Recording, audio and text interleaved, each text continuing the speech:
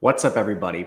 Matt Gajewski here, back again talking college football. And today we are discussing the Week 9 main slate, the marquee games on Saturday. If you like this content, please consider subscribing or leaving a like. Those two things help a small channel like this a ton, so thank you if you have done that. If you have a request for later in the week, anything you want to hear about, a G5 game, something we didn't get to on this stream, we are going to be doing all of that on Friday. So get your requests in and I will try to get to them. Last thing, if you or somebody you know has a gambling problem, please call or text 1-800-GAMBLER. Exciting games. Let's kick this off. SEC clash between Missouri and Vanderbilt. Vanderbilt is a 2.5-point favorite. The total in the game is 52.5 points. These are two of my favorite teams in the country. We've been betting both a lot. We've been very profitable with both. A little lucky, especially with Missouri in their most recent game. And that's where we'll start, resume-wise, with both teams. Missouri's coming off a win against Auburn, where they had a 26% post-game win expectancy. It went to overtime. They went 23-17. They did have a slight yards per play advantage, but part of the reason they won is Auburn just making costly mistakes. They missed three field goals. Now, Missouri missed one of their own. And Missouri did have some penalties, some personal fouls that were an issue in the game. But really, it came down to the missed 3 field goals. Auburn threw an interception at their own 29. And all of Missouri's turnovers, Auburn was able to score 0 points off of those. So that's how you get to the outcome. Prior to that, Missouri lost a game against Alabama, the exact opposite. They lose by 3, but they had a 72% post-game win expectancy. And prior to that, it was a relatively easy schedule. Their marquee wins in that span came against Kansas and South Carolina. Meanwhile, Vanderbilt living a little dangerously, but they continue to win. Most recent game, they beat LSU with a 70% post-game win expectancy. They had 0 turnovers. The only kind of weird stuff they did, a bad kickoff that went out of bounds. They took a 4th-and-1 sack, which was a weird play call. And Trey Richardson had a drop, a bomb. It would have been a touchdown, maybe like a 60-yarder. But very good game plan for them. They kept LSU in bigger defensive packages with 12 personnel, so they couldn't use nickel. They targeted Harold Perkins relentlessly. It was a good win. Prior to that, they had a loss to Alabama. It was 30-14. It's a little wider than it should have been. Alabama scored on the last play of the game, and Vanderbilt had 2 red zone turnovers. Bama scored 10 points off those, so credit to them. They were the rightful winner. Otherwise, big wins for Vanderbilt include South Carolina and Virginia Tech. A couple other weaker teams they beat as well. In this game, Vanderbilt is far healthier. They don't have any major injuries that we haven't known about for a while. Missouri's also been very healthy. The only player I flagged for an injury was Jalen Catalon. He played limited snaps, about 50% last week. That maybe was a benching situation, not necessarily him hurt. So just something to watch. Injury report will come out on Wednesday night. For these teams, Bo Pribula leads the Missouri offense. He has a 70% completion percentage, 7.6 yards per attempt, 6 Big Ten throws, 9 turnover-worthy plays that have been converted into 7 interceptions. He's also taken 18 sacks on a 30% pressure rate.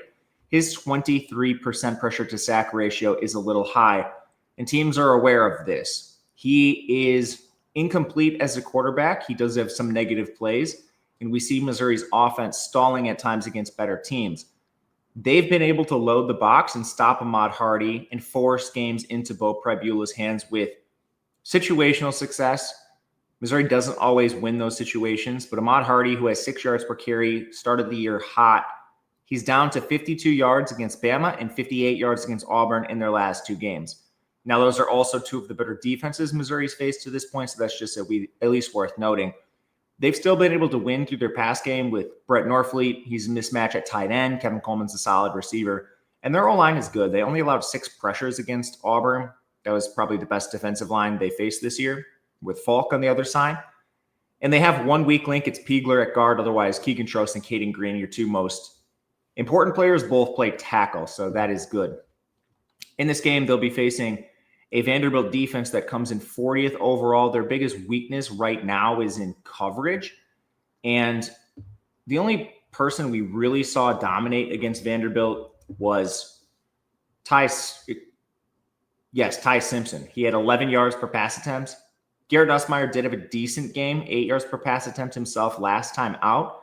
but no one else has been above 7.2. This team is decent in run defense. LSU is the best 4.8 yards per carry that they faced this year. So overall, it's been a pretty solid showing for Vanderbilt's defense, but they do have some cracks, especially in the pass game. If you can throw the ball over the top of this team, they're rotating a lot of defensive backs still to this point. When you look and see what they've done, you have basically 3 DBs rotating, Martell Height and Colby Taylor. They were both rotating with Jordan Matthews and Mark Davis. Now, Colby Taylor and Martell Height are the listed starters, or the players that begin big games. Matthews and Davis have outplayed them, so I'm not surprised they're starting to rotate. The same thing's actually happening at safety with Marlon Sewell and Dante Carter. So I don't know if Vanderbilt fully leans into these changes. They're a team that's better up front with their linebackers and their edge rushers like Miles Capers and Corday Sidnor, so we'll see what they do. Kind of an incomplete, but I think Vanderbilt is a team that is kind of built to stop a team like Missouri that wants to run the ball with their strengths up front. Going to Vanderbilt, so much is just Diego Pavia, man. 70.5% completion, 8.6 yards per attempt, 15 Big Ten throws, 8 turnover-worthy plays. He's only taken 5 sacks, and the pressure rate is 33%. The O-line is better. Last year, this was a team that was in the 120s in blocking metrics. This year, they're 104th in pass blocking, 47th in run blocking. They haven't faced a lot of good defensive lines, South Carolina being the best. They played Bama, who hasn't been the best defensive line this year. Isaiah Glass is a mess. They actually only have one player that comes in above average soundly, Jordan White. They have a couple others that hover around that average mark to slightly below average. And it's a miracle that Pavia has only taken 5 sacks behind this unit because he is so good at evading pressure. That opens everything. Cedric Alexander's at 5.7 yards per carry. With Pavia being so mobile, it definitely helps him. Stauer still has 355 yards, and then Trey Richardson, Junior Sherrill, and Richie Hoskins are fine as role players. What Pavia has done behind this offensive line in consecutive years is a miracle. This will be the toughest defensive line he's faced. Missouri is awesome up front. It's a top 10 defensive line, and they're not bad in coverage. They're 34th. You're going to be facing some absolute monsters on the other side in this game. When you look at what this team has with Damon Wilson and Zion Young, it's not just them inside. Chris McClellan's been good. Solid linebackers, Josiah Trotter, Khalil Jacobs. Good luck facing this unit. But if they can scheme around this, which they have in the past, it's a good coaching staff. Pavia, we already talked about him. They've been able to get past some of these good defensive lines. It's just haven't seen it yet this year. And if you can throw the ball over the top, there are those concerns we mentioned. Catalan didn't play a full complement of snaps. They're starting to bench Toriano Pride, which is probably something they should do. Same with Stephen Hall. Dre Norwood's been very good for them, and he's been in a more rotational role. He's beginning to play more snaps. So weak links, they're trying to figure something out, but you're routinely seeing about 7 DBs play for Missouri, with that rotating a little bit depending on who's playing well, who's not. The weak links so far have been Toriano Pride and Stephen Hall, which is kind of a surprise. In this game, we make it very close to the listed spread, have it about 1.8 in favor of Vanderbilt. So slight value in Missouri. Show a little more value in the total, not a ton here either. Pacing is not going to be good, and that's just because Vanderbilt's going to slow you down. They're 128th in pace. But I do have questions with both defenses. If you can protect long enough, you can score on Missouri. And then on the other side, you can score on Vanderbilt. They're just an average defense in the SEC, obviously well above average in the country, but not showing enough value to play anything on this game unless we get some injuries or late news. We're just going to watch this. It's going to be an awesome game. Ole Miss takes on Oklahoma. This game is a 4.5-point spread in favor of Oklahoma. The total in the game is 54.5 points. So in this contest, Ole Miss is coming off that crazy shootout against Georgia. Story in the game really was just Georgia did not have a single drive end without a score until the very last drive, and that was just a clock-killing drive. It was the same for Ole Miss until the fourth quarter, and they have to punt, and that's how they lose the game. They had a 29% post-game win expectancy. The score was 43-35, so a good showing, complete shootout. Prior to that, the best win for Ole Miss is probably LSU, 24-13. They had a 70% post-game there, but they've lived a little dangerously, single-digit wins over Arkansas and Kentucky. But that's where Ole Miss stands. Oklahoma's coming off a win against South Carolina. They absolutely slaughtered them, 26-7. Big thing in the game.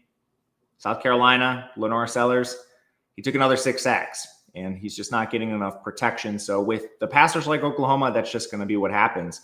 The game prior, they lost to Texas 23-6.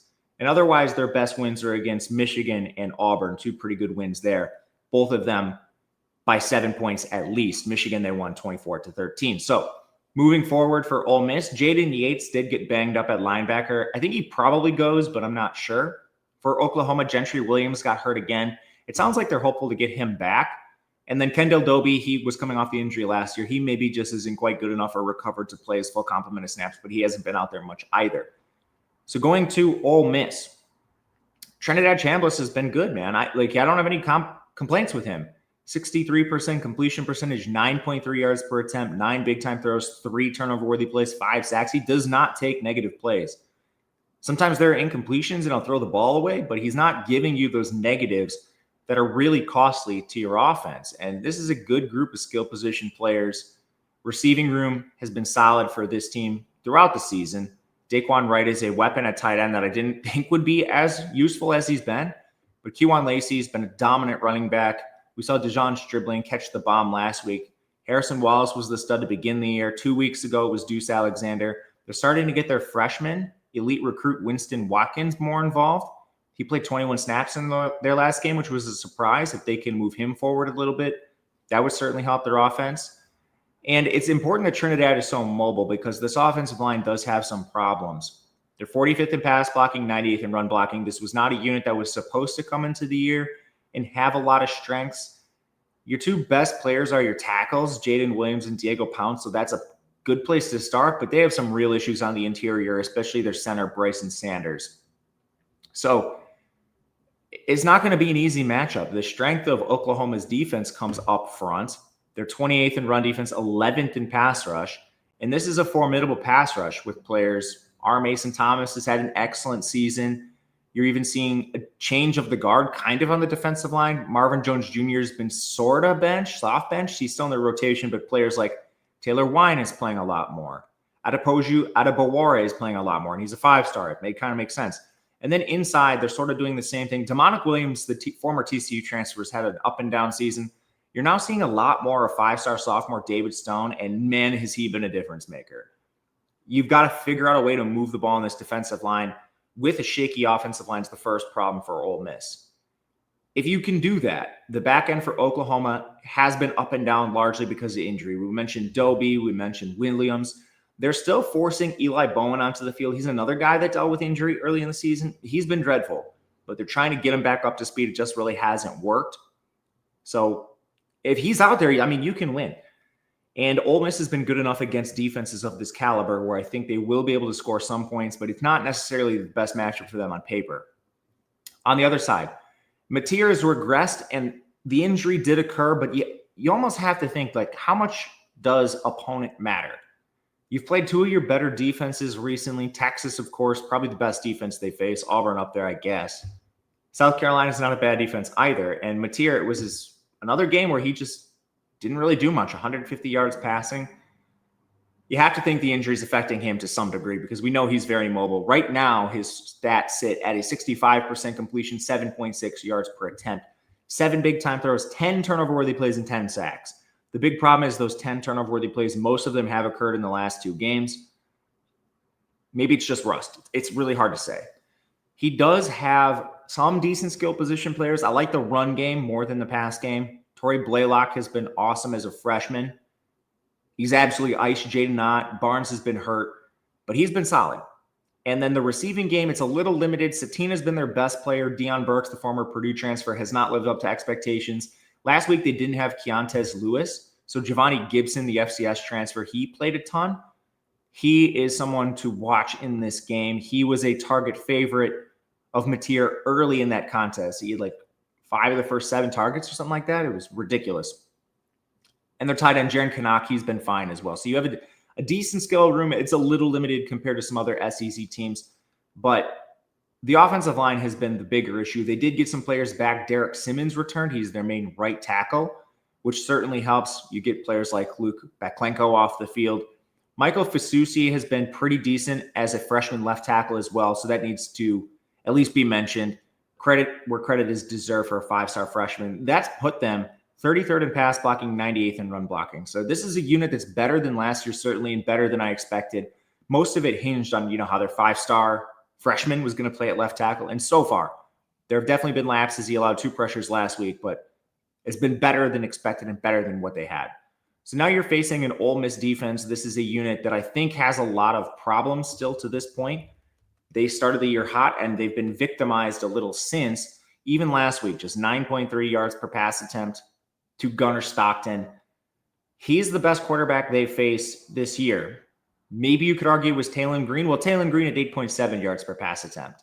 Arkansas had 6 yards per carry. We've now seen them allow at least 4.5 yards per carry in every game except the LSU contest. So the only returners they really had on defense came on the defensive line, Suntarine Perkins, players like that, and it has not gone well. They've not lived up to expectation. They're narrowing the rotation. I guess you can say sort of trimming the fat is helping them. So now you're looking at like Cam Franklin, Suntarine Perkins, Xavier Harris, and Will Eccles being almost every down players, but I'm not sure it's enough. And part of it is TJ Daughtery's the worst linebacker they have. He's the only one that plays every snap. But you can also throw the ball over the top. It's a secondary that has some rotation. Chris Graves is splitting time with Ricky Fletcher. That should not be the case right now. Chris Graves is an absolute liability for this defense. And there are a couple other positions that are up and down, like Sage Ryan and Wyatt Williams at safety. So if you can drop back and keep Suntarine Perkins and Franklin off, you can definitely throw the ball over the top of this defense. It's a tricky one. I tend to side to Ole Miss's direction. We show a little value here. It is not a ton. Where we do show more value is towards an over in this game. And one thing we didn't mention is pacing. This is going to be an up-tempo game. Ole Miss still playing at the speed of light. 10th in pace, and Oklahoma is not that far behind with Ben Arbuckle. They're 42nd. You have pacing, and then you have the ability to score on defenses here. I think Ole Miss, they have enough success against Oklahoma where they can get it towards the total, and then this Ole Miss defense is not one I'm really respecting too much. So even with the current struggles for material over the last 2 weeks, they should be able to do enough in a very up-tempo game in this spot. Texas, LSU, interesting game here. Texas, it's been up and down all year, man. Texas A&M, LSU, my goodness. It's early here on a Tuesday, but got to get this together and read. Texas A&M, LSU, sorry, guys. Texas A&M is a 2.5-point favorite. It's a 47.5 total in this game. So it has been a little up and down for A&M. They've lived dangerously throughout the year, but part of it is just playing good teams. They beat Arkansas by 3 points in their last game. And that was a game that was similar to the Georgia contest. Not a lot of punting, no turnovers in the game. The only real turnover was on downs. It was Arkansas at midfield, and that actually did make a difference in the game when Texas A&M wins by 3. But it was a rightful victory, 63% post-game win expectancy. Prior to that, Texas A&M beat Florida and Mississippi State. Auburn, it was a 6-point game, but the margin of victory was actually much higher. 21.6, and part of that is because A&M missed 2 field goals and threw an interception in the red zone. They also had 13 penalties. You just can't have that. Otherwise, beat Notre Dame. It's been a very good road for Texas A&M. They've looked sharp of late, on offense especially. For LSU, they lose to Vanderbilt. We discussed that game a little bit already. It wasn't particularly close to 30% post-game win expectancy. Prior to that, they beat a dead South Carolina team, 20-10. They lost to Ole Miss before their bye with a 30% post-game win expectancy, which means their best wins are probably Florida and Clemson, both of which have aged poorly. One of those teams has fired their coach, and the other one is a complete disaster. So where do we move from here if we're LSU? They are at home, which should give them a big advantage in this game, but this team has a lot of injuries. They lost Tyree Adams on the offensive line in their last game. They did not have Weeks at linebacker. They did not have their best defensive tackle, Bernard Gooden. They also didn't have Jamari Butler or Gabriel Relaford on the defensive line. It's been a mess. For A&M, they're much healthier. Le'Veon Moss is not going to play, and Scooby Williams did return at linebacker, but he was very limited. So let's start with the road team and Texas A&M. We've recently seen teams, especially Vanderbilt in the last game, attack LSU via heavy personnel, 12 personnel. We saw that with Cole Spence and Eli Stowers. I don't know if Texas A&M has that in their bag this season. You look at their tight end room. they're definitely not using 12 personnel a lot. And when they do, it's Nate Borkircher and Theo Mellon Orstrom. Amari Nyback plays a couple snaps here and there, but it's not a dynamic tight end room. So I'm not sure they're built like a Vanderbilt or, like George is another heavy 12 personnel team. I don't know if Texas A&M really has that in their bag. They prefer to use Casey Concepcion, Mario Craver, and then they use a combination of Ashton Bethel Roman and Terry Bussey at that third receiver spot. They largely are playing 11. And that's not how you really want to beat LSU, a team that is phenomenal in the secondary and weaker up front. Like recently, the path has just been keeping LSU out of nickel, throw at Harold Perkins, use your running backs in the pass game, use your tight ends. And that way you avoid LSU's 21st ranked coverage unit, which has stopped most players or most opponents this year. Really, the only opponent that's given LSU any trouble in the pass game was Trinidad Chambliss. Otherwise, they've been stout up front. But you can run on this team. Vanderbilt, 5.3 yards per carry. South Carolina was at 4.3. That's not a good rushing attack either.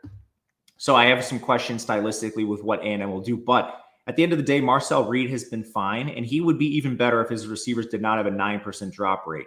61.5% completion for him, 8.7 yards per attempt. He's doing a great job taking care of the ball. 7 turnover-worthy plays, 5 sacks. And we mentioned it. He has good skill position players. I like the receivers. They don't necessarily have the best matchup in this game, but you can still win with Mario Craver and Casey Concepcion. I don't want to sell them short, especially Craver has been perhaps a top 5 receiver in the country this season.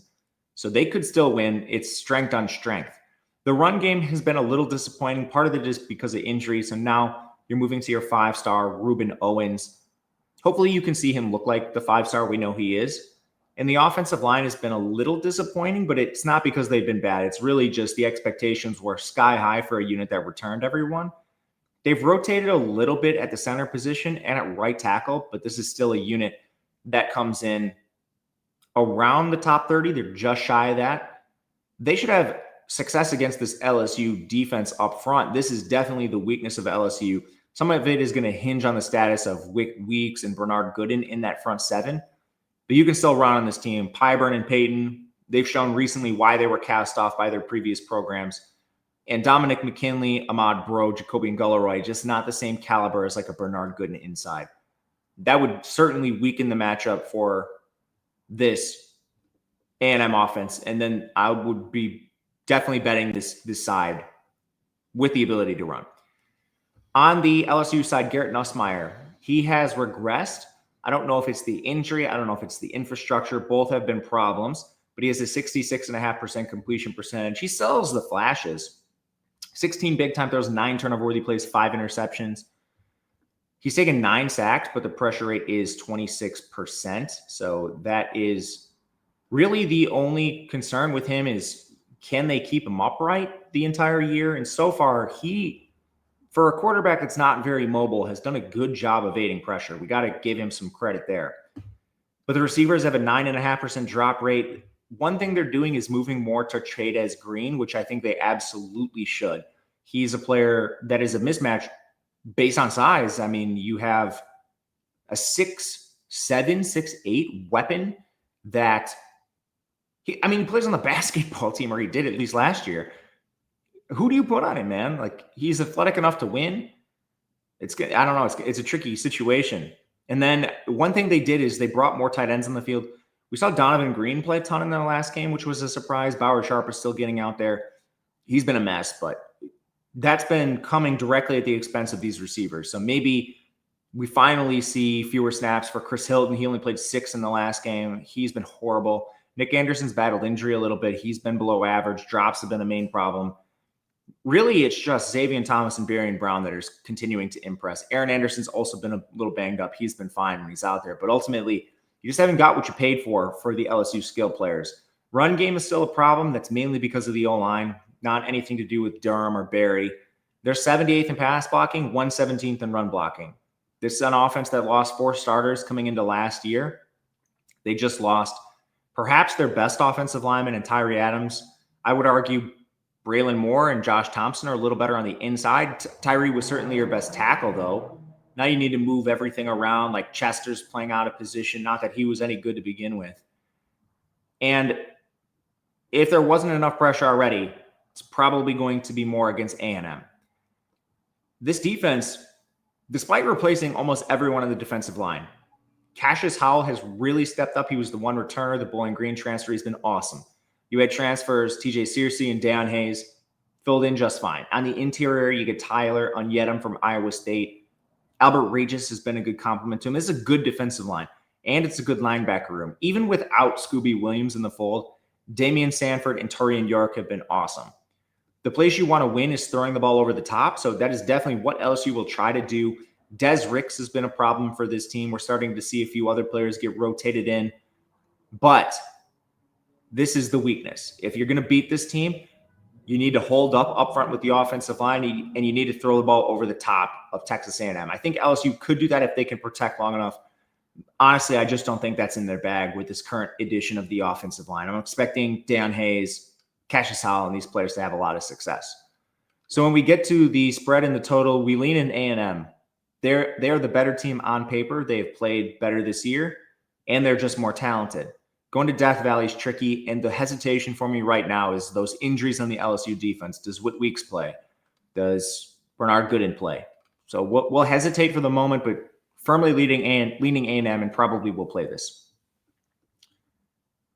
Houston takes on Arizona State. My goodness, who would have thought this would be the game in the Big 12 that we would be talking about with implications for the conference title? But Arizona State is a 7.5-point favorite, a 47.5 total in this game. Houston, man, they haven't played anybody, but they only have one loss, and it's to Texas Tech. Non-con was a joke. Beat Colorado, Oklahoma State, and Arizona in conference so far. Arizona, they had a 44% post-game win expectancy. We'll get on stylistics, but I mean, it's just not a very good resume. The only good team they've faced, they've gotten blown out by. Meanwhile, Arizona State, kind of a weird resume. They lose to Mississippi State in non-conference. That game wasn't particularly close. It actually should have been wider. They do beat Texas State, which is a solid feather in their cap. But since then, a win against Baylor, they had a 31% post-game win expectancy. They beat TCU. TCU blew a 17-0 fourth quarter lead. They lost to Utah. Now, Utah, in that game, they played Jeff Sims because Sam Leavitt was hurt. You weren't going to win that game. And their most recent win is against Texas Tech's backup quarterback, Will Hammond, who apparently is a lot worse than I thought. So shame on me if you followed me with Texas Tech last week. My apologies. But your three best wins are against Baylor, TCU, games you arguably should have lost, and then Tech with a backup. I'm just not really buying this team either. Both teams have a lot of injuries. For Houston, Stacey Sneed is out. Stephen Johnson's out at receiver. Luke McGarry as well at tight end. For Arizona State, Wade Helton didn't play on the offensive line. He was a game-time decision, so he should probably be back. They didn't have Ben Coleman. Jordan Tyson, he's a sneaky one because he kept injuring that hamstring and playing through it. You just watch him. I'm not saying he's missing the game. I think he plays, but I just put him on the list because of that. Prince Dorba got hurt in the first half, didn't play after that.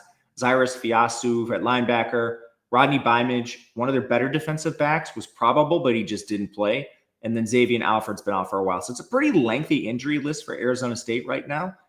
I'm just not sure. And most of them are on defense, but I'm not sure it matters with Wegman on the other side. It's just a limited Houston offense. And part of it is him. 62% completion, 8.1 yards per attempt, 12 Big Ten throws, 8 turnover-worthy plays. You know, looking at the numbers, it's actually better than the eye test. He's only taken 10 sacks, and the pressure rate is nearly 42%. That's part of the problem, is the infrastructure is just not very good. Somehow, this offensive line is very imbalanced. They're 134th pass blocking, but 65th run blocking.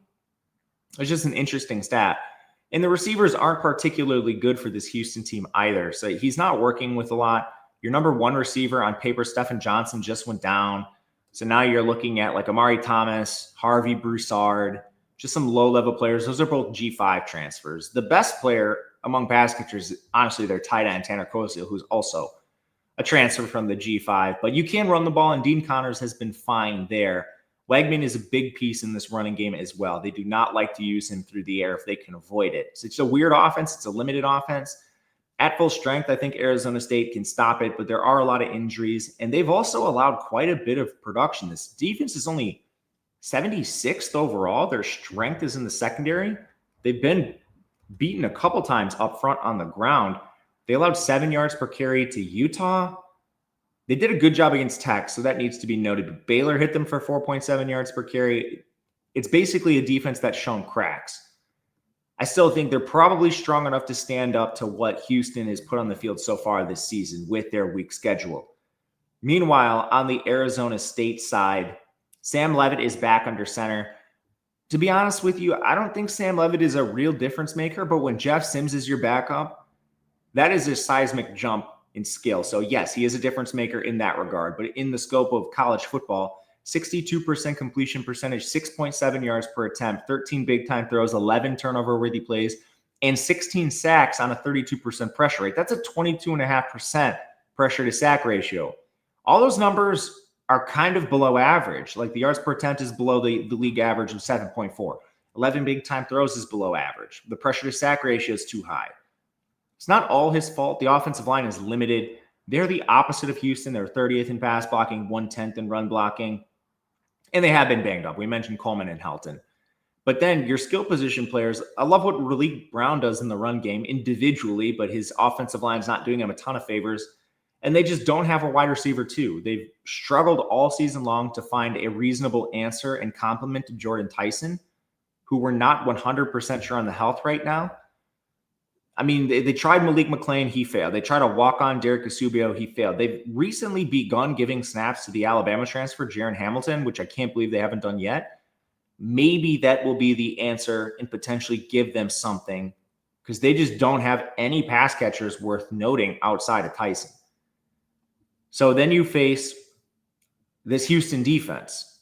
This has been the best unit for Houston, almost without question. They're 19th in total defense, 24th in run defense, and in coverage, they're also good. The only problem I have with the efficiency numbers is who's the best quarterback Houston has faced. I think you can confidently say it's Baron Morton, and behind him, who is it? Noah Fafita. They just played Oklahoma State. That was the first game Oklahoma State used the wide receiver quarterback thing. Otherwise, they played Malik Murphy. They played Ryan Staub in Colorado. That was not even a Caden Salter game. This defense has not played any good quarterbacks outside of Baron Morton. So that's something you definitely need to bring up at least. But again, it's been a good defense. When you look at the personnel, you thought it would be improved this season, which it certainly has been. On the back end, Rook Brown, the Wyoming transfer, has been solid. Jordan Allen's been good too. Up front, Eddie Walls. At linebacker, Sion Fotu, Corey Platt Jr., Carmicah Glass. It's been a good defense. I think there just might be some room for regression negatively because of their opponents so far. So I do expect Arizona State to score in this game, which leads me to the spread and the total. It's 7.5. I wish that hook wasn't on it. Houston is going to grease up games. I think they'll play much slower in a contest like this, and they're definitely not throwing the ball often. Then on the other side, Arizona State is slow. There's a bottom 20 team in both pace and pass rate. That leaves a little bit of value towards the under, especially two things. Houston's defense, I respect. Their offense, I do not. Those two things should contribute to a low score in this contest. There's a good chance to play this one. I'm just waiting to see where the line goes overall. And I promise, we don't have a lot of bets so far. They're coming just a little later in the show. Also, if I forgot to mention, I don't know. I always forget if I do this. If you or somebody knows a gambling problem, please call or text 1-800-GAMBLER. That might be the second time I said it, but I can't remember. UCLA, Indiana. Indiana, 25-point favorite, 54 total. Indiana has not covered games on a couple dumb things so far this year. You can tell I'm definitely not tilted. Lose to Michigan State, allowing the cover, that is. They crush Michigan State, but they lose the cover on a backdoor 70-yard Michigan State drive with the backup quarterback with a minute left, allowing them to kick a field goal and close the door. They also got a safety against Iowa, which was the dumbest play I've ever seen. But it's been awesome for this Indiana team.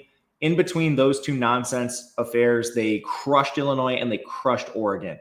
The Oregon game was a 10-point contest, but it honestly could have been even wider if Mendoza doesn't throw that atrocious pick six. It was a good game, and this Indiana team is awesome. Meanwhile, on the other side, UCLA, everyone said it, but I'll repeat all the talking heads. What was Deshaun Foster doing with this team? What were they doing in practice? How did they look so bad getting blown out by Utah, losing by 7 to UNLV, getting blown out by New Mexico? Then they lose to Northwestern, a very competitive game. And Northwestern's better than we thought. They've already eclipsed their win total. They need one more for bowl eligibility. They beat Penn State with Drew Aller, so more credit to them. They slaughter Michigan State, and they beat Maryland in a game that they should have won by more points. When you look at that game, UCLA had an interception. They threw it to Maryland 25. UCLA threw a pick 6 in this game. UCLA fumbled at midfield. They missed a field goal. They could have scored probably 35 points in this game. So it's been a positive trend forward for UCLA. That makes them hard to evaluate. Injuries in this game, not too many for UCLA, just Kanye Clark and then Robert Stafford, another defensive back. He was questionable coming in. He played limited snaps. Indiana did lose Kellen Wyatt, an edge rushing linebacker hybrid. He's done for the year. Nico Iamaleava, never really thought he was the problem with UCLA. Is a 65% completion, 6.5 yards per attempt, 5 big-time throws, 5 turnover-worthy plays, and he's only taken 17 sacks despite this offensive line being utterly disastrous. And I can't even believe it's not worse. Their efficiency metrics have them at 86th in pass blocking, 81st in run blocking. Okay, if you say so. I don't think they're that good, but the skill players have gotten a little better. This is a team that struggled with drops. One big thing that happened to them, they returned Rico Flores, the Notre Dame transfer. So getting him back has helped their receiver room, which wasn't particularly dynamic to begin the year. They're shifting their running back room a little bit too. Recently, Jalen Berger's played a lot more, which you can't really disagree with. He's actually played well, and I'm surprised by this. Javian Thomas has been a little banged up. Same thing with Woods. That's why you see like Fry's playing more snaps. But ultimately, the skill players have played better recently than we've seen, at least to begin the season. You have to think some of that has to do with their coach being an absolute moron. And then when they changed to the interim, it just helped a lot. But it's still a limited offense. I mean, you have to rely on Nico Iamaleava playing some hero ball because they still don't have a great receiving room, and these offensive linemen aren't that great. On the other side, Indiana's defense is awesome. I don't think a Wyatt absence really matters in this contest. We talked about it on the recap show. If Indiana falters, it's probably because their depth is limited. So this is a question at the very least. You're going to see Mikael Kamara and Stephen Daly play a little more on the edge. They're good inside. Obviously, the back end has studs like D'Angelo Pons, potential All-American, but Amari Farrell's been good. Lewis Moore, he's been awesome at safety too. I just don't really see how you score many points on this defense if you're UCLA. And meanwhile, Mendoza in the driver's seat to put himself in New York for the Heisman right now, 73% completion, 9.6 yards per attempt, only 7 big-time throws, but even fewer turnover-worthy plays. He has 3 of them. Also only taken 6 sacks. The skill players are awesome. This team can run the ball with Hemby and Black. You have an awesome receiving duo in Omar Cooper, one of the best receivers. Yards after catch, complemented with Elijah Surratt. The O-line's been just fine. They've been very healthy. This was a concern for me coming into the year, just looking at overall health and depth. But Carter Smith's been a wagon. Every single player on this unit's above average. And UCLA's defense, they're still 103rd. Their weakest unit's their pass rush, 135th. They're changing players. So the one thing you can say is, I don't know how talent was evaluated there, but Juelis Walls and Scott Taylor are both playing a little more on the defensive line, and they've been better than their counterparts that started ahead of them.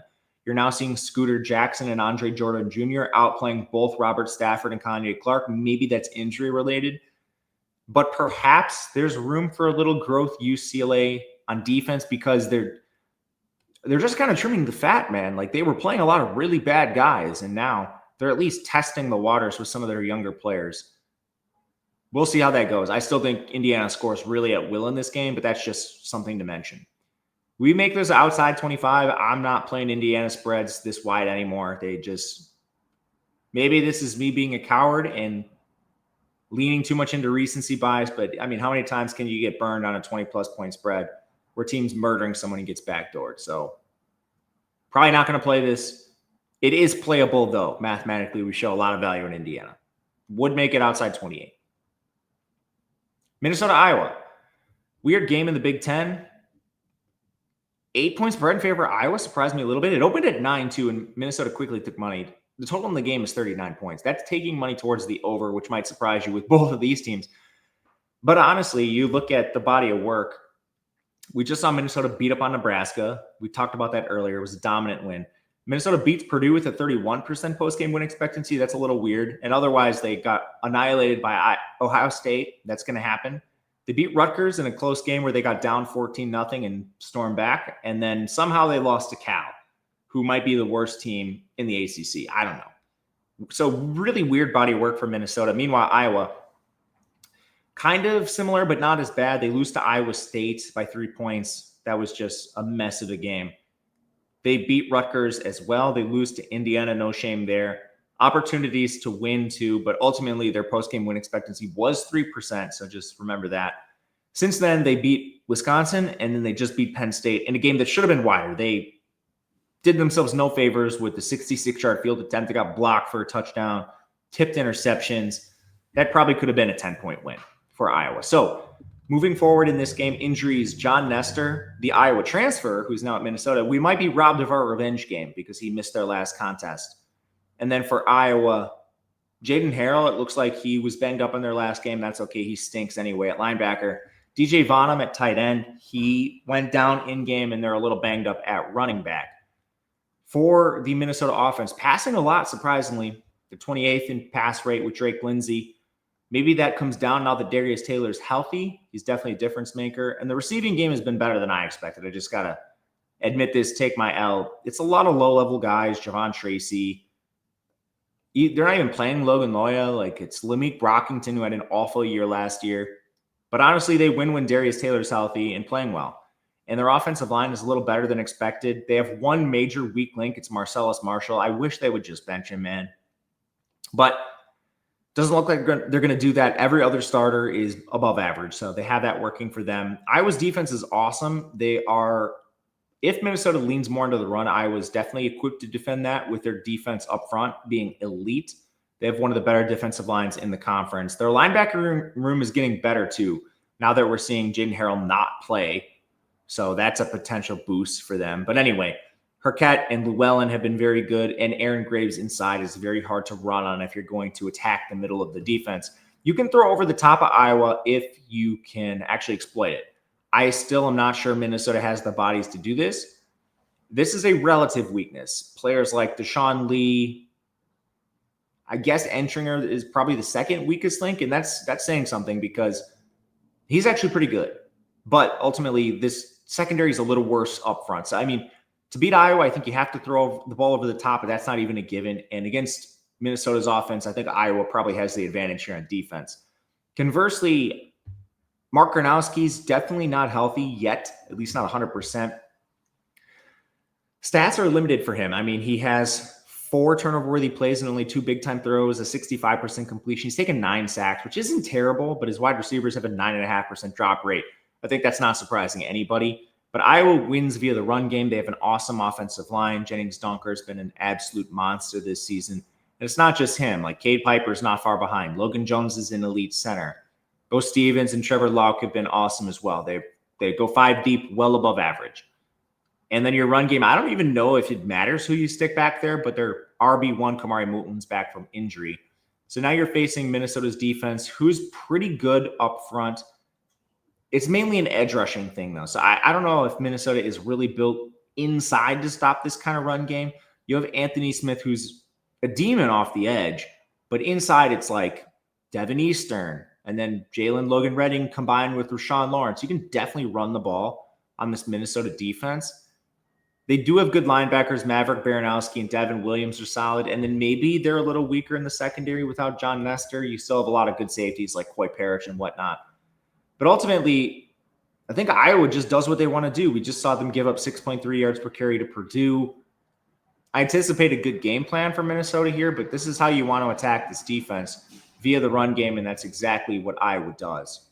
So the place I actually lean is towards the over in this game. If you look at Iowa box scores recently, which is not always the best thing to do, they've actually been scoring the ball way beyond what we expect for like an Iowa team.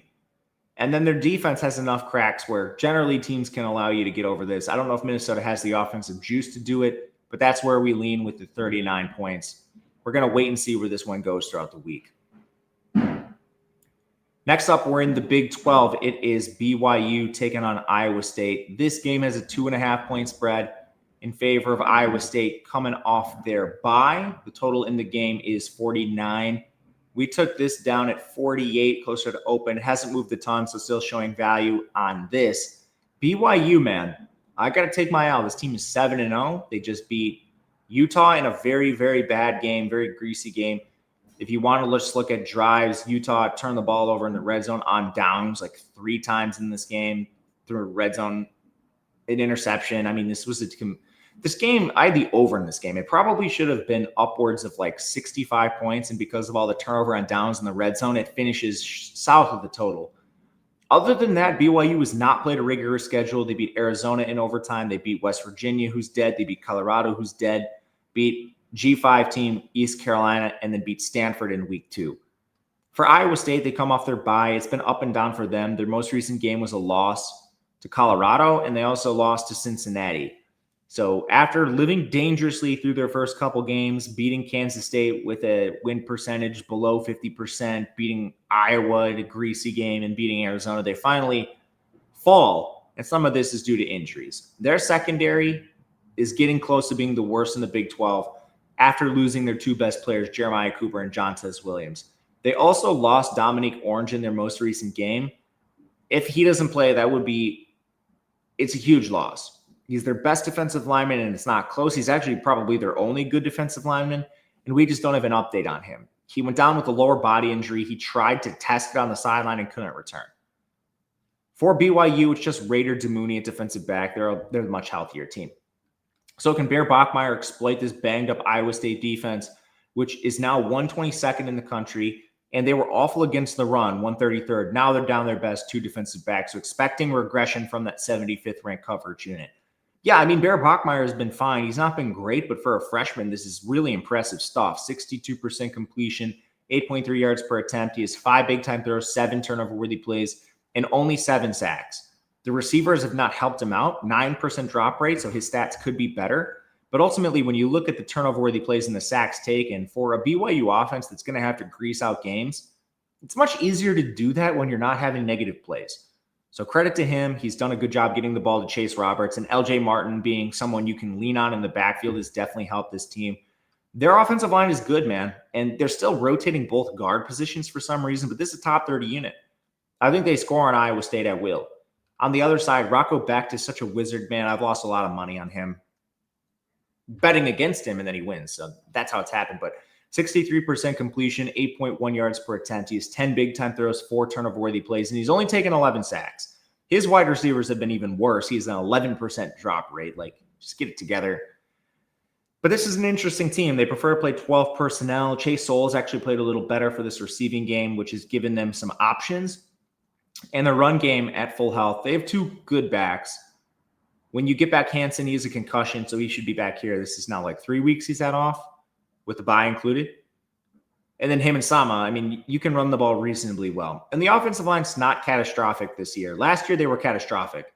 And then they brought everyone back. But this year over year, guys usually get a little better. They've jumped to 76th in pass blocking, 48th in run blocking.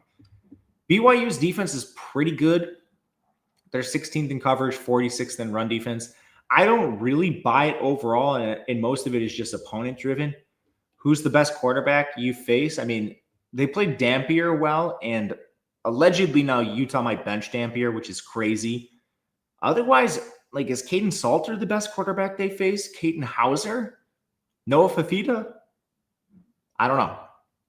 We did think secondary was probably the strength of BYU coming into the season with the players they returned back there. And Tanner Wall, Falateus Sulatala has been awesome. Those are the 2 safeties. Evan Johnson's a great corner. Up front, though, I mean, if you can run the ball well, you can definitely move the ball on this BYU defense. Just John Taumapeo is probably their best defensive lineman, so it's a weakness, one I think that's been relatively untested due to opponents. Iowa State's primary avenue of success is not the run game, so it's not a good matchup for them on paper, but ultimately, I think you have enough success where Iowa State puts up some points. But in addition to the over we played, which I like this a lot stylistically, I think BYU does most of the work, and then Iowa State can just do the rest. I think I might bet BYU in this game. Iowa State's taking some money, man, but I don't trust this offense, and the defense is an utter disaster right now with the player personnel limitations they have. So I'm strongly considering a BYU spot, even though Iowa State is off the bye. Baylor, Cincinnati, another game bet here. Took Cincinnati minus a 5. This team has been awesome, man. And they're at who would have thought coming into the year, BYU and Cincinnati at the top of the Big 12. Honestly, probably no one, but everyone did say this is an unpredictable conference. And yet again, it is proving to be just that.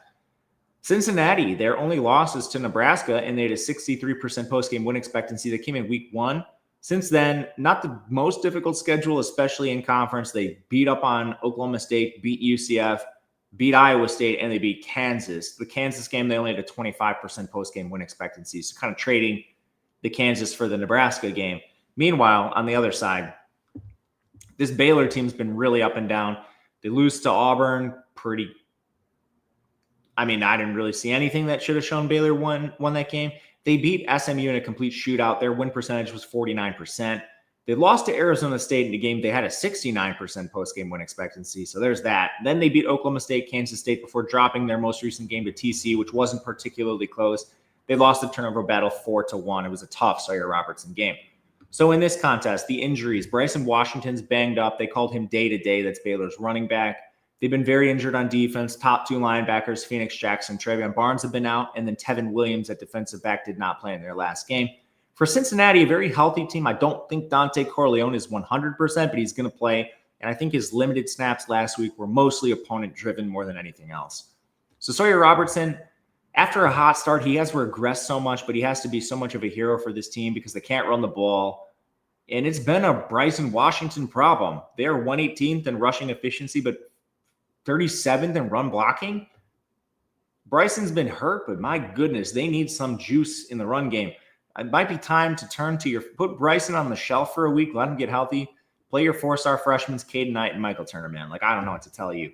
Robertson's been fine himself outside of some turnover-worthy plays. He has 12 of them, but he's 17 big-time throws, only taken 11 sacks. He's been pretty good.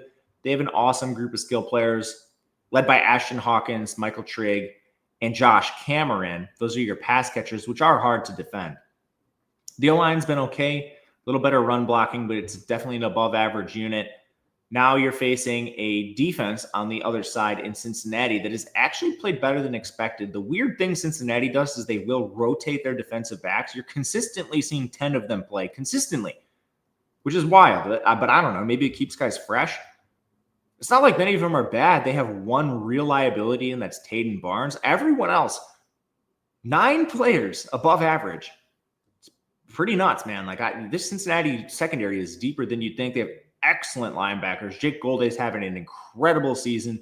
And up front, they're better than expected, too. It is a little dependent on Corleone being healthy, but he's been out there recently. It's a shockingly good Cincinnati defense. I did not expect this team to play that well, nor did I expect their offense to take a step forward to this magnitude with Brendan Sorsby. 65% completion, 9.4 yards per attempt, 14 big-time throws, 3 turnover-worthy plays, 2 sacks, only 2 sacks. That is incredible. The run game is awesome with Tawi Walker and with Evan Pryor. The receiving game is better than you'd expect, too, with Cyrus Allen, Caleb Goody, and now Jeff Caldwell is playing well, the the FCS transfer. And then Joe Royer's your stud tight end. Good offensive line. The only weak link is DeAndre Buford. We actually saw a few snaps for Judea Milan, I think is how you say that. It was on 6 offensive lineman plays, but still, Buford's the only player that is a problem for this offense on the line. The Baylor defense is still kind of messy. They're actually a lot better in coverage. They're 28th there. They're rotating defensive backs a ton, which I don't think has really helped them, but some of it due to injury, Tevin Williams. But the only players that really stand out for that unit are DJ Coleman and Jacob Redding, who are both safeties. Losing Barnes and Jackson was really tough in your linebacker room, so now you've been having to start Kylan Reed. He's been messy. Up front, Jackie Marshall got banged up right away this year. He's not had the best season, so probably the best path to beating Baylor is just running it down their throat, which fortunately Cincinnati is a mobile quarterback. They have 2 excellent running backs. And this Baylor defense has allowed a lot on the ground. They even allowed Oklahoma State over 5 yards per carry. Recently, they just did that to TCU, who's not the best rushing attack either. It's just a pretty poor setup for this Baylor team in this spot. So we'll play Cincinnati minus the 5. This is still hanging out there. Total is a lofty 67.5, but we're sticking with the side in this game. Alabama, South Carolina. Second-class game in the SEC, but two good teams. Right now, Alabama is a 12.5-point favorite, a 47.5 total. I'm leaning Bama. I might play this. South Carolina is just essentially dead to me. To get here, Alabama's looked awesome. Now beat Tennessee, Missouri, Vanderbilt, Georgia. Only blip on the radar was that Florida State game, man. Otherwise, two things that did happen. They've lived dangerously. They have a 20% post-game win expectancy against Georgia and 28% against Missouri. They should have two additional losses. For South Carolina, I mean, this team beat Virginia Tech that's aged poorly, and since then, they've only beaten FCS, South Carolina State, and Kentucky. Lost to Vanderbilt, Missouri, LSU, and Oklahoma. None of those with a post-game win expectancy above 50%. In this game, injuries, nothing really new for Bama. They're pretty banged up on the edge with Rousseau and Lathan out. South Carolina is very banged up on the offensive line with Surratt and Henry out. And then Dylan Stewart, their best defender off the edge, got hurt in their last game. That's going to be hard against Ty Simpson, man. He's having an excellent Heisman-worthy season. Right now, it's kind of him and Mendoza neck and neck. 70% completion, 14 big-time throws, 5 turnover-worthy plays. He's only taken 13 sacks. They throw the ball a fair amount, so that might seem high, but the rate stats are good for him. The skill players are kind of up and down, even getting back Jam Miller. The run game is 97th in efficiency. It just hasn't quite been there. The receiving game is 10th, but a lot of that just Jeremy Bernard. They decided to run a rotation between Lotzier, Brooks, Isaiah Horton, and Ryan Williams. Ryan Williams is still a 50% snap player. He's had a bad year. Last game was good for him, but the drops have plagued him all season. So I'm very curious to see where his snaps go. The O-line is solid enough. They're still rotating both guard spots and right tackle with Carroll and Formby, but they're 12th in pass blocking and 81st in run blocking. So pretty good unit. And South Carolina's defense has only a couple good players. Stewart being their best one. If he's out, this team is a disaster. Their secondary is atrocious. They're 100th in coverage. They're rotating almost every player. Brandon Cisse and Miles Norwood rotated. Peyton Williams and Gerald Kilgore. They have no answers back there. So Simpson should carve this team up. Meanwhile, Lenore Sellers, he's just in an untenable situation. Receivers have an 8% drop rate, pressure rate of 43% from the offensive line. So he's taken 23 sacks. And honestly, I'm surprised the passing stats aren't worse. 8 yards per attempt, 6 big-time throws, 4 turnover-worthy plays. Only 2 interceptions. And the run game is 115th. Rashul Faison has been a disaster. The receiving game is a disaster. Vandrevius Jacobs, Nick Harvard, disaster. The offensive line, 0 answers. And losing Surratt and Henry has been even worse. I mean, this team is just working from such a deficit. I don't know what Sellers is expected to do, man. Other than transfer and play somewhere better or just go to the NFL, it's just this team is so bad. Like, you're below average players in the offensive line. Josiah Thompson, the 5-star sophomore, is horrible. You had to move Nick Sharp and Rodney Newsome to guard. Your center, Boaz Stanley, he's a low-level transfer. He's awful. Bama's defense has been a concern at times, especially up front. But we finally saw that pass rush come alive with Yanze Pierre. He had a couple sacks. And up front, like Tim Keenan and Eldrick Hill have been better. Getting back, Tim Keenan was big for the run defense. There's still problems in the secondary. Like Damani Jackson's kind of getting soft benched at this point, but still. Xavier Brown's awesome. He had the pick 6. Bray Hubbard's having a good year. Like, how is South Carolina going to score in this game? I like Bama, man. We make this minus 12.1, so I'm not showing any value, but there's a chance I still end up taking this. Bama covers this game by 12.5 if they really want to. This is a disaster of a South Carolina team. Let's go to our next game. Auburn, Arkansas. I took Arkansas at a +1. It's currently a pick'em. I think you can still play this.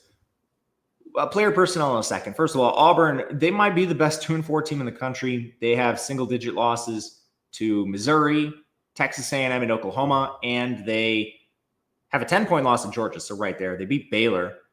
It's kind of a weird body of work for them. Arkansas, honestly, different but similar. It's an underachieving team. They're a very different team stylistically. They lose a very close game to A&M last week. Lost a very close game to Tennessee the week before. They got annihilated by Notre Dame before the bye. That's when you saw Petrino get fired. Excuse me, not Petrino. That's when you saw Pittman get fired and Petrino take over. Prior to that, They lost to Ole Miss and Memphis. So coming into this game, both these teams have 2 wins and both these teams have underachieved, but both of them have also looked good in spots. For Auburn, they lost their center in their last game, Connor Liu. Arkansas is a little healthier. Taylon Green got banged up in the game, but it looks like he's going to play. He had a brace on. Danny Salee at defensive tackle also missed, but that's about it for injuries. The big story is Jackson Arnold's he might get benched, man. Hugh Freeze came out on Monday and said they might play Ashton Daniels some snaps. Ashton Daniels was atrocious at Stanford, and now Stanford was atrocious, so maybe that's the product of environment. But we're turning the corner on Jackson Arnold for Ashton Daniels, man. Like, I don't know about this. It's crazy. You get that news, and then you see the line move about 2 points in favor of Arkansas. I was part of that.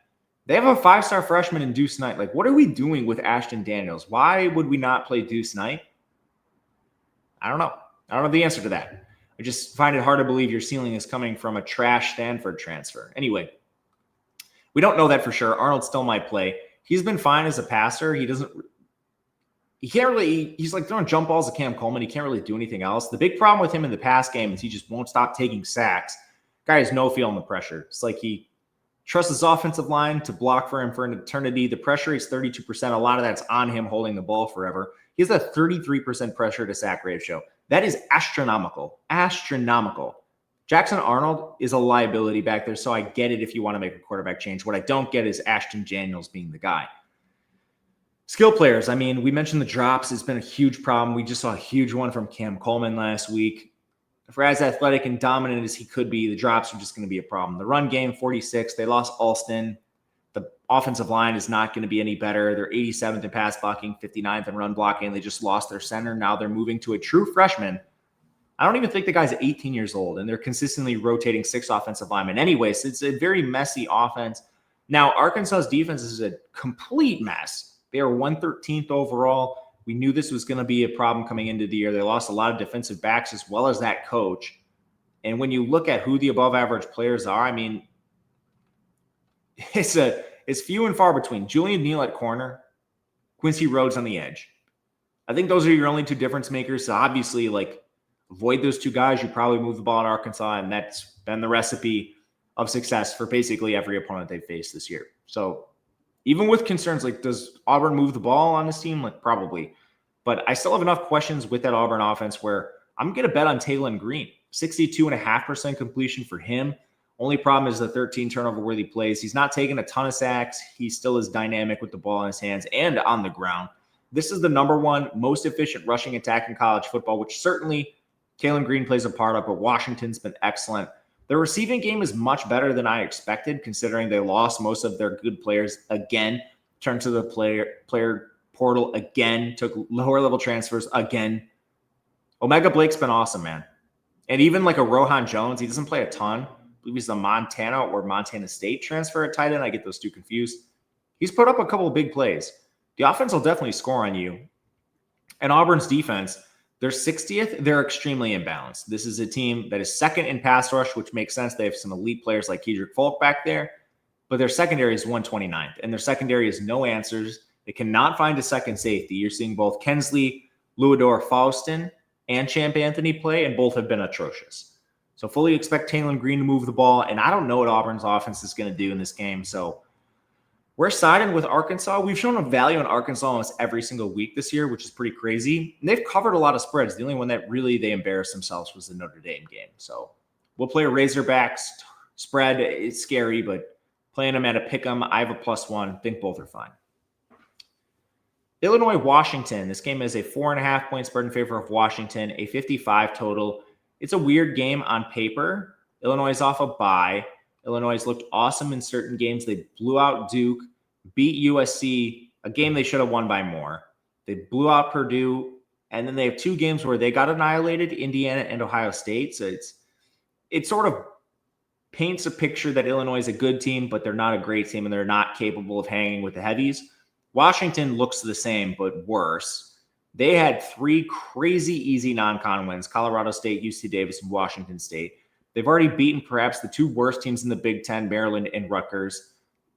two of the worst three. Let's give some respect to those teams at the expense of Wisconsin. But then they got blown out by Ohio State, blown out by Michigan. They scored a combined 13 points in those games, so not even close. When they played a good defense, could not stand up whatsoever. Injuries in the game. Illinois' Caden Fagan and Khalil Valentine both got hurt in their last game. Xavier Scott's out for a while. For Washington, ton of injuries. Quentin Moore was stretchered off the field in their last game at tight end. They did not have Carver Willis or John Mills in the offensive line. Those are their two best linemen. Coach was optimistic both would return in this game, which is important because backup offensive tackle Maximus McCree, as bad as he was, he went down for the year. And if Maximus McCree is your backup, I don't want to see what your third string is. So in this game, Luke Altmaier, up and down, man, up and down. He's 71.5% completion is good. 9.4 yards per attempt is good. But 22 sacks, the pressure to sack ratio is 30%. It's too high. Can the Washington defensive line take advantage of that? Probably not. They're 89th overall in run defense, 96th in coverage. They don't really do anything well. They did get some players back on the defensive line like Durfee. I don't think it's enough. Illinois' offensive line is a problem too. They have awful tackles, especially, which they played kind of well last year, but it turns out G5 transfers and FCS transfers at tackle just generally aren't good bets in the Big Ten. At the end of the day, though, I've been surprised by the backfield. They've all been hurt at times, but no matter who's in there, Fagan, Lawford, Valentine, they've all been good. The biggest surprise has been Hank Beatty's emergence at receiver. He's awesome. Colin Dixon, Hudson Clement, fine rotational players. If you can overcome the offensive line, you can absolutely win against this Washington defense. My only real concern is that Melvin Priestley, Brandon Henderson, they've been a mess. Josh Kreutz, he's been hurt. It's really that right side of the Illinois offensive line, but I don't think Washington exploits it. I don't trust Washington's defense at all. So I do think Illinois scores in this game. Meanwhile, Damon Williams, man, he had 3 interceptions in the last game, some tips. I mean, he's run really bad. He has 2 turnover-worthy plays and 4 interceptions. Those are the results of his receivers being incompetent. He has a 9.7 yards per attempt. That's nearly a first down every time he's thrown. And that's with an awful offensive line. They have a 40% pressure rate, 40. Only taking 7 sacks. I mean, he's just dealing with an offense that's kind of South Carolina-esque. The O-line is atrocious. Maybe it gets a little better with hopefully Carver Willis and John Mills returning. But he has one good receiver. It's Denzel Boston. Otherwise, you're relying on like Desmond Roebuck and a freshman 3-star, Raiden Vines-Bright. They have some 4-star freshmen, too, that just didn't make it the cut. I guess Vines-Bright is that much better. But then your running back is Jonah Coleman. He's awesome. He's not working with a ton. Can they move the ball in Illinois' defense? The answer is probably yes. This defense has had a lot of problems, especially on the back end. A lot of them are injury-driven for Illinois. We mentioned Scott being out. He's not the only one who's missed time. So at the very least, Illinois will be a little healthier, presumably. But they've had missed time for Matthew Bailey, Miles Scott. A lot of players have been out. But Xavier Scott's your best defensive back by a wide margin. Now you move to Torrey Cox, a low-level transfer. Some combination of Jaheim Clark and Caleb Patterson, both below average, are going to play opposite Cox. They started Tanner Heckel at nickel, which was an interesting choice. They have a couple good safeties, but, man, the corners are bad up front, especially on the interior. I have some questions with Illinois' defense. You can run the ball on this team. So I understand how we get Washington favored. I don't love it. The position I really want to take is over. Both these teams are right on average in pace. I think both defenses have major questions. Washington's already 94th, and Illinois is showing leaks, especially with some of their absences. And both quarterbacks are good. I think both of them can move the ball in this game.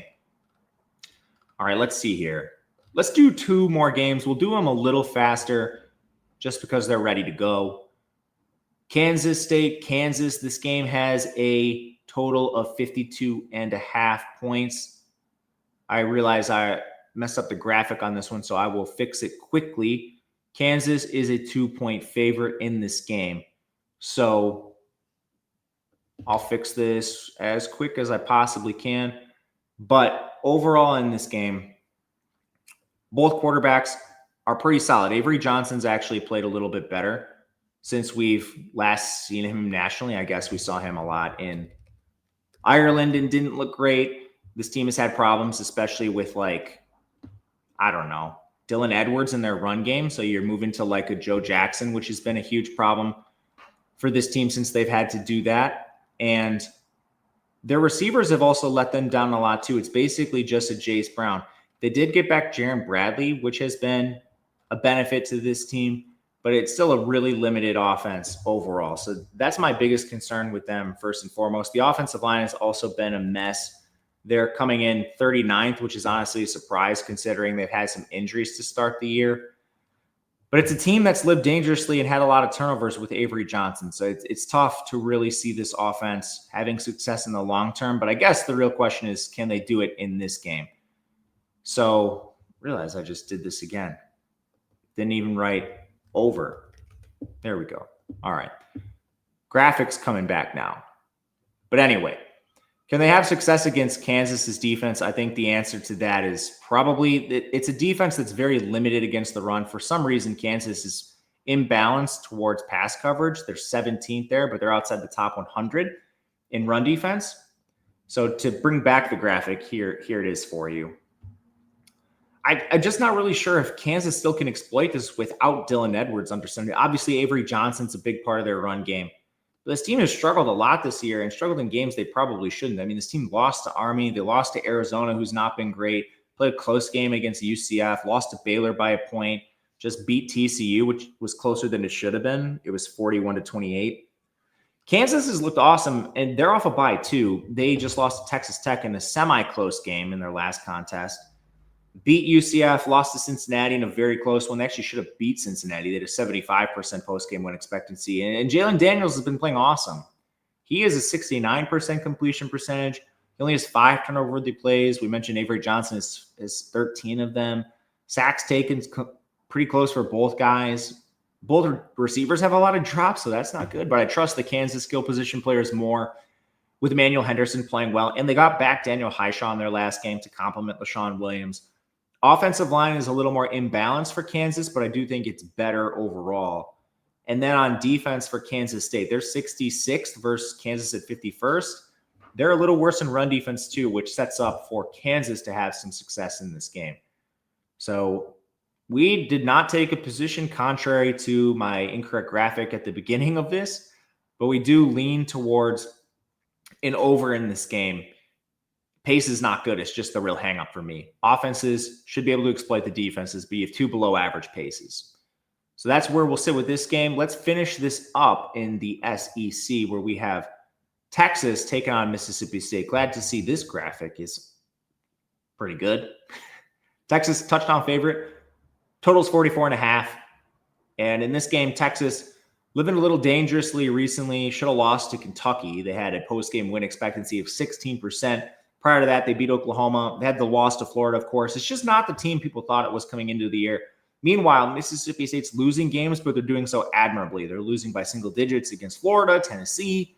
They beat Arizona State. Only real bad loss for them was A&M, and even that game probably could have been a little closer. But injuries for this game, it's mostly on Texas. Looks like C.J. Baxter is going to come back, but a couple trench injuries. Connor Stroh and Cole Hudson missed their last game. That Texas offensive line is horrible, so they need both guys back. Murad Watson also was not active for the defensive line. Mississippi State is basically just fluff Bothwell. And on this, Arch Manning, he's not played well. He has a 60% completion percentage, 10 big-time throws, 11 turnover-worthy plays, 13 sacks. But the pressure rate is 42%. My God, what was Texas doing coming into the year with this offensive line? This is just a misevaluation of talent. They did not take a transfer. They could have. Texas has the money to do so. They bet on their recruiting and their development, and they failed. And now we're getting Steve Sarkisian asking the media if he's going to give up play calling duties. And he probably should, because he's running these long developing route concepts to Ryan Wingo, DeAndre Moore, and these players downfield. They can't protect long enough to get there. So yeah, Manning hasn't helped. The offensive line has not stopped the run game. It's been a putrid run game. And they just don't have the ability to protect long enough to actually get the ball to Wingo, Moore, Mosley. Not that they've been difference makers. It's a limited offense right now, and I'm not sure if Sark is capable of changing it. The Mississippi State defense is average, man. This is not Mississippi State of last year. The one thing they don't do is rush the passer, so that sets up well for Texas. But I mean, this team is 38th in run defense and 41st in coverage. It's not easy moving the ball in Mississippi State. Yeah, it's easier than playing Auburn, but Mississippi State can test you, man. It's a better defense than Kentucky. On the other side, Blake Shapen, they just need to get a better quarterback in here. 67% completion, 8.3 yards per attempt, 10 big-time throws, 4 turnover-worthy plays, but 21 sacks. It's a 30% pressure to sack ratio. It's just too high. I mean, this team is pretty good. The offensive line is better. The big thing that changed with Mississippi State on the O-line is they got back Albert Reese, which is huge because then you can move your really bad swing tackles, Jimothy Lewis, Luke Wark. Those guys can go to the bench. So that helps. Skill players are all right. Devon Booth, he was better in a tandem with Bothwell, but he's still good. He's fine. Anthony Evans, Brennan Thompson, and Nathan Williams just fine at receiver. Not dynamic, but above average. And they're going to face a Texas defense, which is really good, man. They're second overall with Malik Muhammad back. They're top 10 in every unit, run defense, pass rush coverage. They have elite players at every level of the defense. Mentioned Muhammad at corner, Colin Simmons, Trey Moore, and Ethan Burke off the edge, Hiro Kanu, and even without Murad Watson, like Alex January came in, played just fine. Anthony Hill, Leona Leafauer, awesome in the linebacker room. And Michael Toff at safety. He complements Malik Muhammad. It's a great defense. It's going to be hard for Mississippi State to score. That's why we just lean towards the over at 44.5. You could talk me into Texas if you could tell me the offensive line is going to be able to protect and run block. That's the biggest key in the game. We do show some value towards Texas, but I don't know if I can play that. Just been a little scarring watching Texas this year, but that's what we've got. Thank you guys for watching. If you have a request for a game throughout the week, please let me know. Otherwise, I very much appreciate you watching. We'll see you again tomorrow. Until then, good luck. We will see you next time.